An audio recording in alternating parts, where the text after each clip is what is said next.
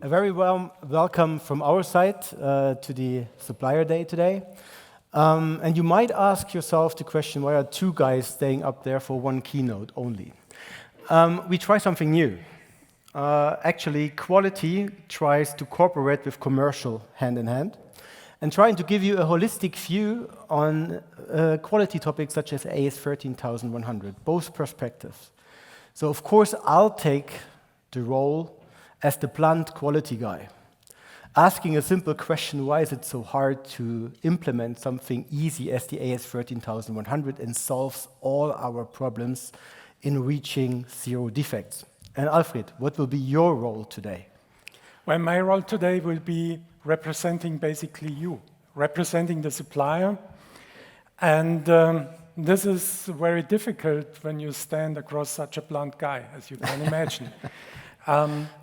Yeah, I'm in the business for 40 years now, and what I can tell is that a lot of things have changed, Thomas.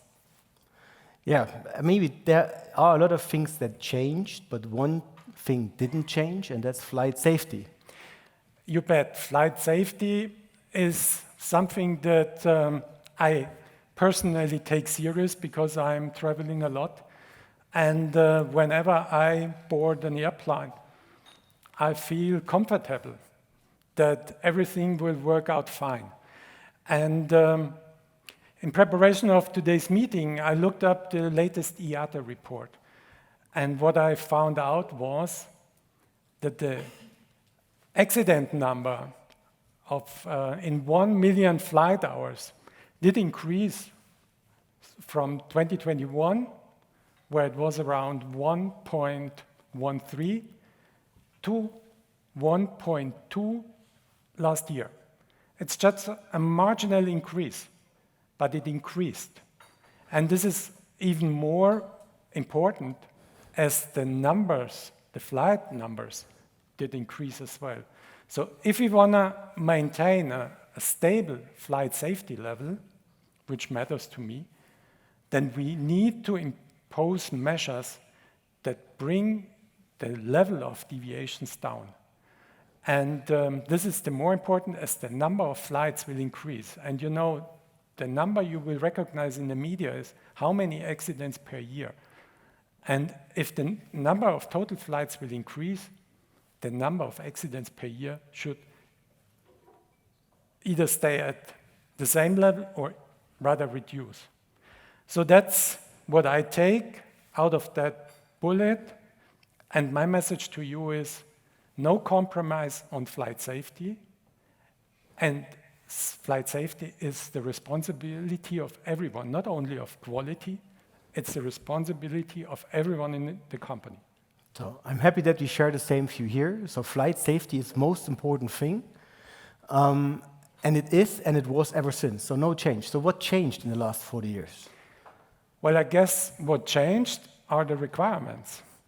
So from a gut feeling, the requirements are getting stronger or tighter every day. And this is something that bothers. It bothers, that's right. But Alfred, do you remember, or maybe you remember, what was the first car you drove when you were 18 and you got your driving license, the highly required driving license?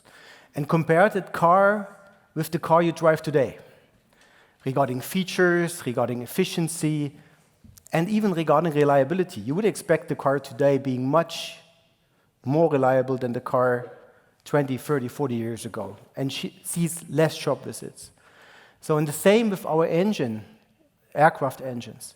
The current generation we have right now is a complete different story than a couple of years ago. Since we're in Germany and in Europe, let me pick a European example, the Airbus, not a Boeing, the Airbus. And let's compare the A320neo, the new engine option, with the CEO, the classical engine option. And never mind whether you like the one engine more than the other, I think both have one thing in common. The neo is much more efficient than the CEO was, and the CEO was already on a very high level.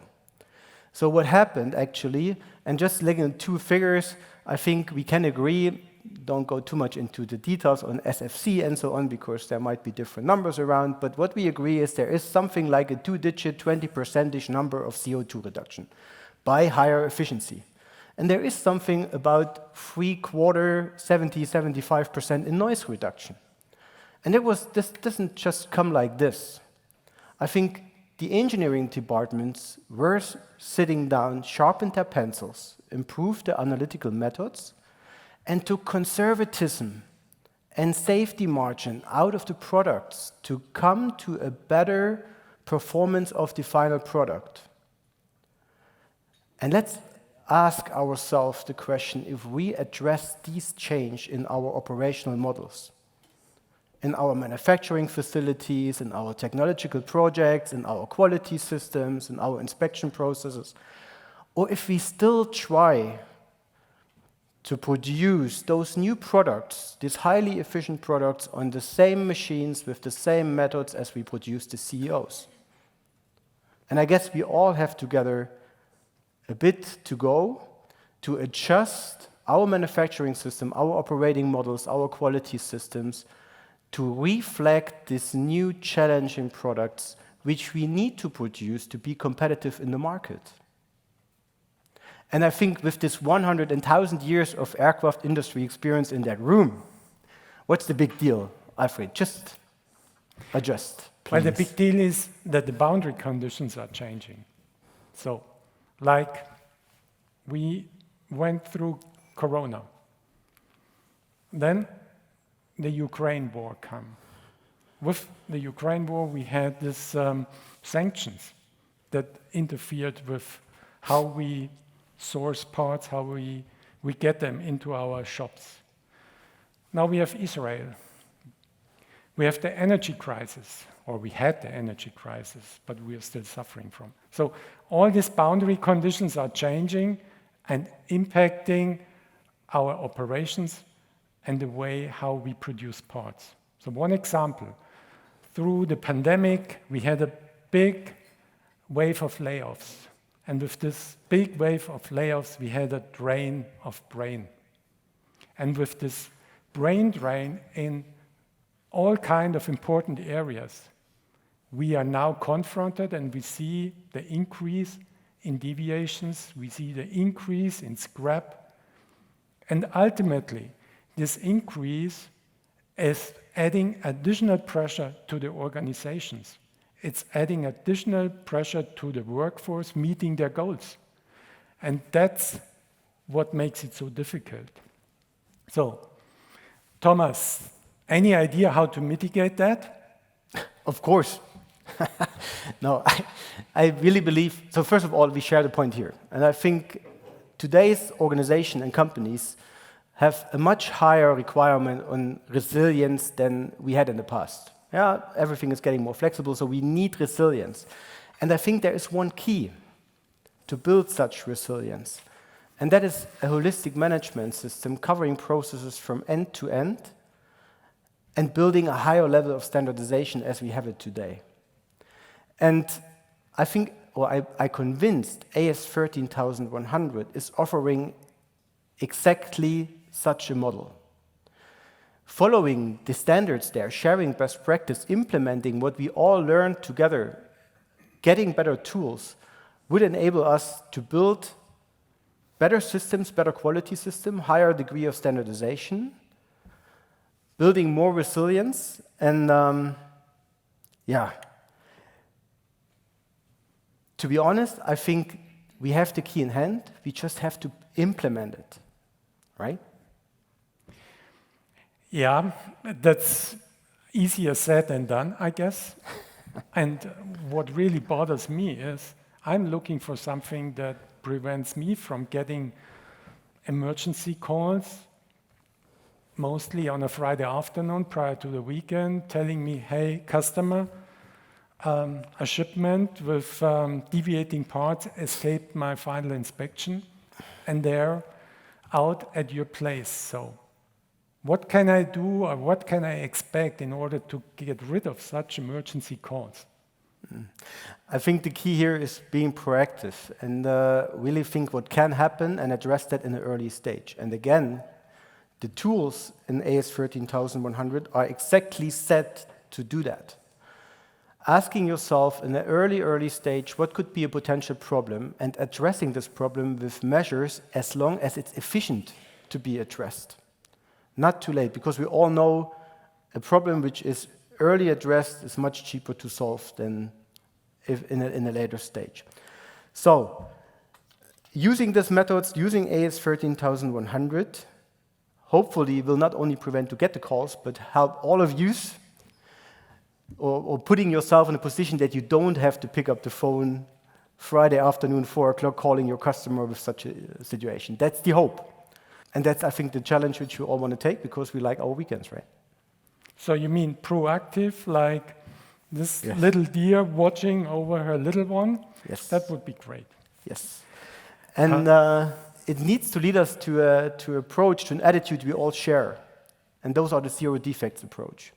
And imagine, in a perfect world, you're flying every day, the whole year round, and you catch all your connecting flights, and even your suitcase is at the same place as you are, at the same time as you are, and then you feel happy. And then the 23rd of December comes, you fly home, you pack all the Christmas gifts in, and you land at your family's place and the airport, and then this one mistake in a year, so this not zero defects, hit you, and your suitcase with the nice Christmas gifts for your relatives is somewhere in Europe, and you stay in the States, or the other way around. I might think that one zero, or this one defect would bother you a lot. But seriously, we talked about flight safety, we talk about challenging and tight resources situation, we talk about tight delivery targets, we talk about cost pressure, and I think we all have to have the attitude to strive for zero defects. And that is, and I'm convinced, that is not making our products more expensive, it makes it cheaper and makes us economical, more successful. And sometimes I have a feeling that we get used, or we got used to the level of quality we have right now. And we're accepting this. And we're finding all good explanation why it is like this, right? So we have a DPM level of 300, and that's much better than 10 years ago. And we had all this nice trend, and now we have the 300, and the 300 are low, and there are good reasons. There's a single case, and there's a single case. But I think that prevents us from getting better and reaching a level where we would be if we would not get used to it and keep hungry for that target. And I think that's something we need to charge, or to chase for. And there are different things we have to improve there. One thing, I guess, is digitalization, and maybe you have a few on that. I bet once you lost your luggage prior to Christmas, once you will add a tracking device for the next time. And that brings me exactly to digitalization. Digitalization is one important enabler to, number one, avoid mishandling or mistakes or human errors. And number two, it can help us take burden, take workload of individuals in our shops. So, for example, we are using digitalization already a lot in our logistics. We are using digitalization in the order management. We are using digitalization in work in progress tracking at some of your places. And we will soon use digitalization by automatically transferring CMM inspection data into our system. And why is that so important? One example, assessing deviations, assessing concessions. It is currently done at engineering based on nominal designs. And we all know almost no part is nominal, especially not along the production cycle. So what we are looking for is really to get all the data that are available within the supply chain, in particular within your production locations. Get them, number one, analyze them, and number two, have a better basis to assess deviations, because all of a sudden a deviation that would be scrapped based on nominal assessment, all of a sudden is not any longer so critical, because we know the whole ring in the aircraft looks much different. So that is something we actively strive for, to get this alignment, to get this interaction, this digital interaction, without adding additional effort on your side, and that's pretty important. We want to impose more digitalization, but not impose more action, not imposing more workload on you. That's pretty crucial. And here we are working together with a company called One Factory. They have invented a pretty smart way of collecting that data without interfering too much with your internal systems. That's one example for using digitalization, and I guess that's the way to go, helping all of us. It sounded a little bit like a sales pitch, but asking for the right things. But if you have that exchange of data in the amount you're just asking for, so from supplier to the different supply levels up to the final end customer OEM, that requires a lot of trust, isn't it? It requires a lot of trust, and I guess business relationship is all about trust, at least from my point of view. What we are trying to do at MTU is really engaging into long-term relationships, long-term contracts, and even lifetime contracts. And the sole purpose of doing that is to take away all these commercial struggles, to take away looking after the last commercial advantage, but to generate the freedom for our technical specialists to operate jointly with you, working on process improvements, taking costs out of the product, either in design or during manufacturing, and making production more efficient. That's what it comes down to, and that is where money can take out of the product, and no one of the business partners is suffering from. So that's our goal: long-term relationship, long-term contracts, and working on the technical aspects, working on processes, working on efficiency, and not negotiating until blood is spoiling all over the place.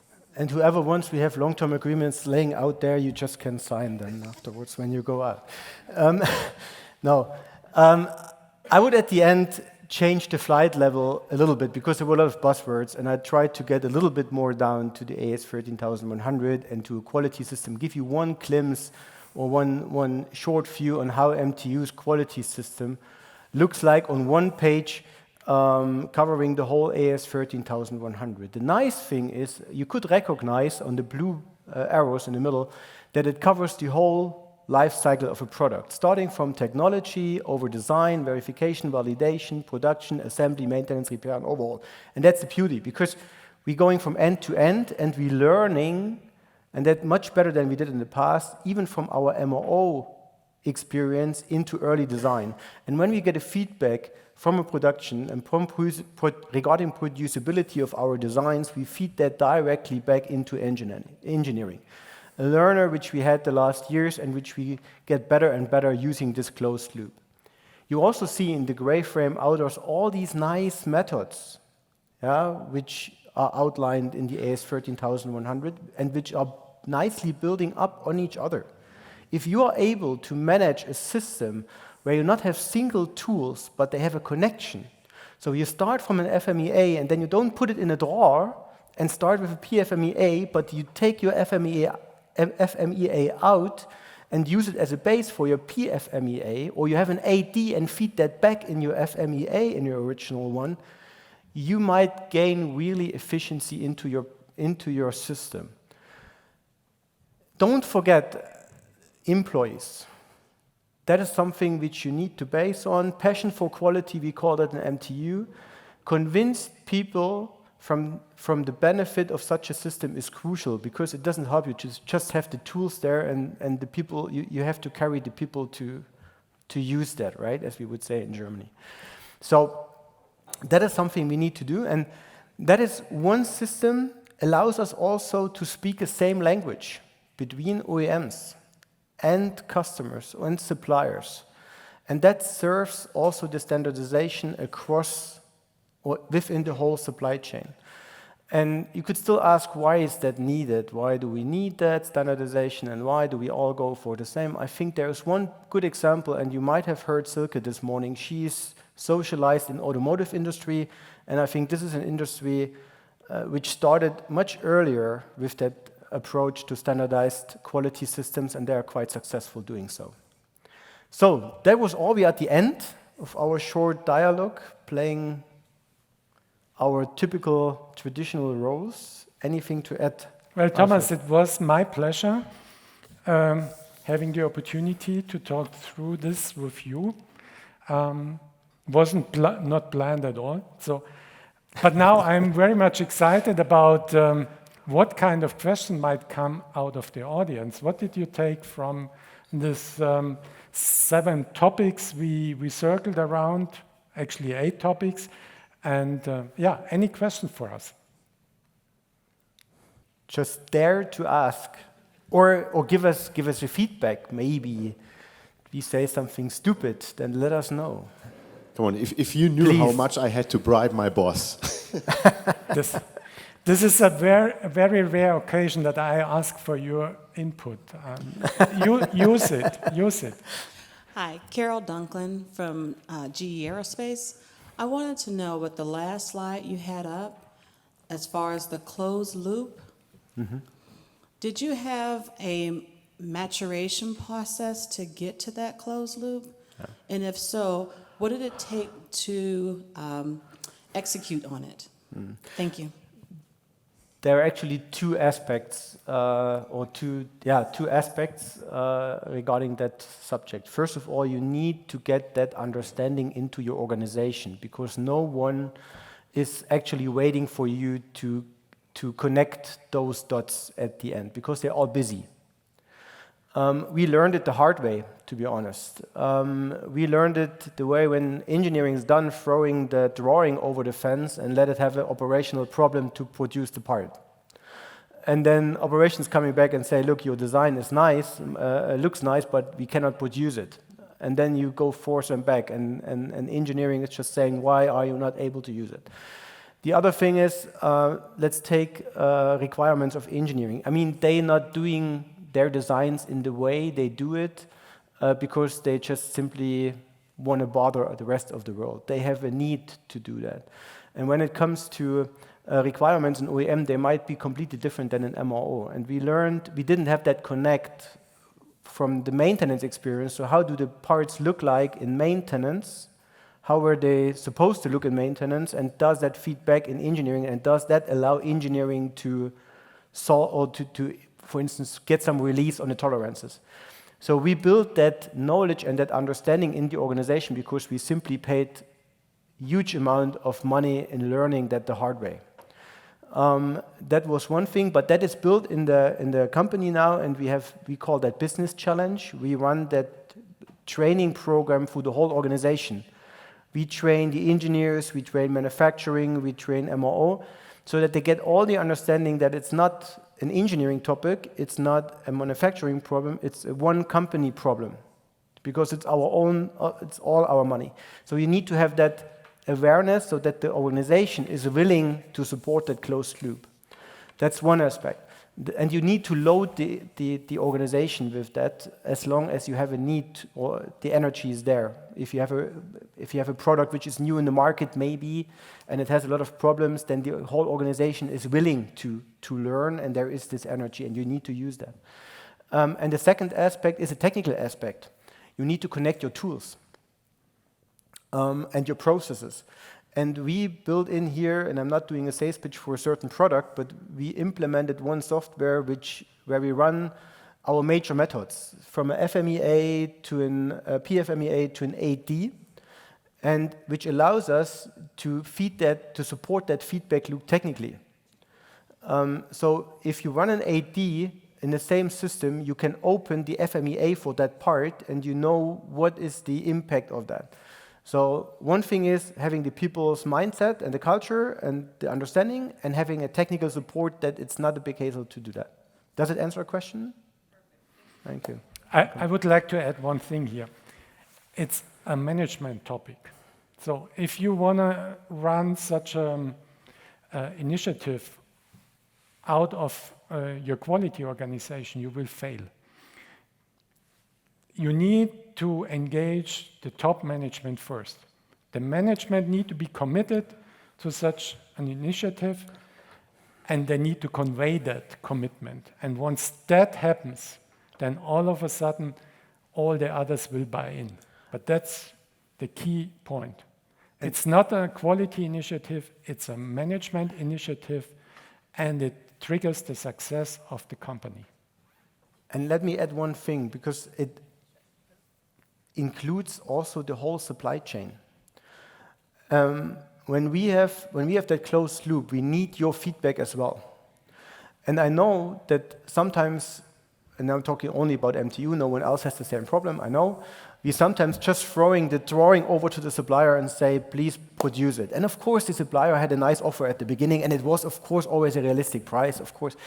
But sometimes we start not on the same level, because not always the requirements are understood by the supplier, not the customer like us are always transferring all the information you need to produce the part in a proper way to you, but we expect that we have no problems later on, right? So we need to get better there, and this closed loop actually really includes every one of you, every one of us, to get that feedback back. We feed it back to engineer, and we need to get better there as well. So that closed loop does not end on the fence of MTU or any other supplier or customer, right? Okay. We have a question here. Hello, I'm just from ITP Aero. First, I would like to thank you for your presentation, very nice. Want also to share with you that we all share, I think, the passion for quality, so very nice. A quick question, maybe a bit tricky. Is there any tips that you can share with us in order to improve the design for X and the DFMEA when you are make-to-print supplier? I know that this is something that we should all improve within the company and within all members and within all the supply chain. I know it's not easy, but if there is any tips, well, they are welcome. I did actually has two answers, if I may ask. Yeah. One thing is the design to X issue starts already on our side as well, or on the OEM side as well. I mean, the problem we have is that when we talk about, for instance, and again to the European project, the next after the GTF engines will be the Gen 2. And in a very early phase, what is driving the design? That's the performance indicators. And we need all together learn and reflect, and we had Carsten Spohr, who is the CEO of Lufthansa, asking MTU in the management meeting the question, did we overdo the performance? Did we ask for too much from the airline side? He asked, did we challenge you too much? Are we in a corner now because you have that high requirements on efficiency and on performance? And that's not all that. I think that we can all share that understanding. And I think I was surprised that he was so straight to the point. Of course, we said, no, we do that. You get it robust and efficient and even better. But I think he was straight to the point. And I think we need to learn that even in the early stage, we need to reflect more than only specific fuel consumption for the customer, because you also need robust processes. So we have all to go away there. And the next thing is we need to have a long validation cycle. That's the next problem. Even though we would do a design for X, we have a validation cycle. And are we taking enough time in the aircraft industry to have this validation cycle? That is on the side of the OEMs and not of the make-to-print, but we are talking ITP, we're talking Safran, we're talking GE, Pratt, so MTU, so that is all that level. So that we have our own homework to do first. The second thing you ask, make to print. And I think first thing is we have to understand that the closed loop doesn't end on our company's door. So there is a feedback loop. And one tip I can give you, we take an approach now together with purchasing.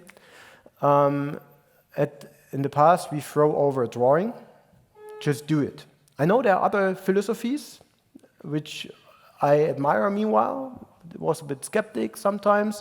There are other OEMs and big players in the market which go further. We were rather like, throw it over, let him do it. And then he started the manufacturing approval until he has the first article inspection forms ready. And then we discussed it, and we were happy that he had one part because we needed it, because the customer was always crying for it. And then we had 2 years, 3 years of very expensive learner.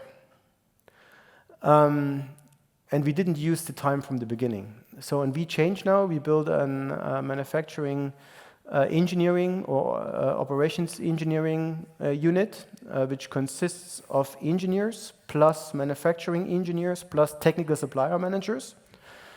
And they have a task to utilize the time during the production part approval process to talk with the supplier from day one about problems, about issues, and engineering is supposed to sign off the requirements for the first article in a very early stage, get them involved, get engineering involved from the day one of your part qualification, and nail down the requirements, what they want to see. Open your books that you have problems, please. Don't hide them. Just don't give me one good part and having already 20 parts waiting for concession. Don't start with turning. Yeah, turning is fine. So the first part over turning was good. So send the next 100 after turning and let the first part run. Then shot pinning. Ooh. Maybe we should have different dimensions after turning, because after shot pinning the part looks differently. Open your books immediately. Talk with us. Let us make this learner together. Make it quick. So one tip is getting engineering involved and start with open books from the first day, having a interaction. More tips I don't have. One more comment to that. Sorry. So first, I would like to add to your comment about Carsten Spohr. In the same session, he was asked, would you have accepted less performance commitment? And the answer was also no. So it's inconsequent complaining about the robustness of a product on one side, but pushing to the edge on the other side. But that is the environment we have to live with, and we have to make the best out of it. And to the second point, how to avoid surprises. What we really like to engage more is to bring you into the discussion in the early design phase. Now, there are two issues with that. Number one, there is no design, no finished design. There's no drawing. Number two, there's no contract.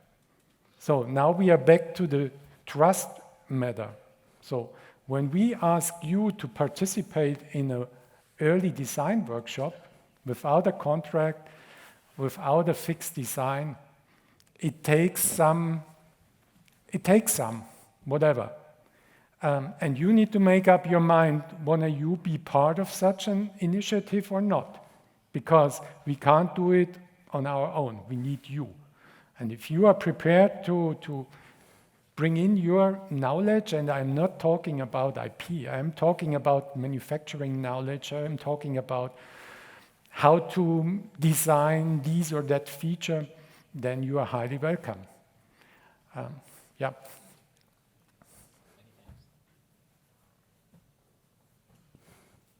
Do we have time for one more question?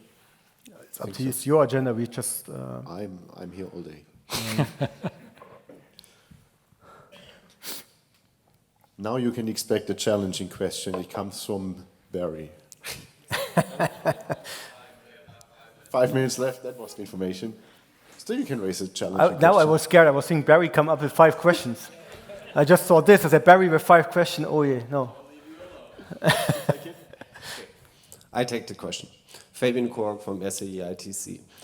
I love the closed loop idea, and you also mentioned it's important to share, so to ask all suppliers to share the problems, not just their success stories.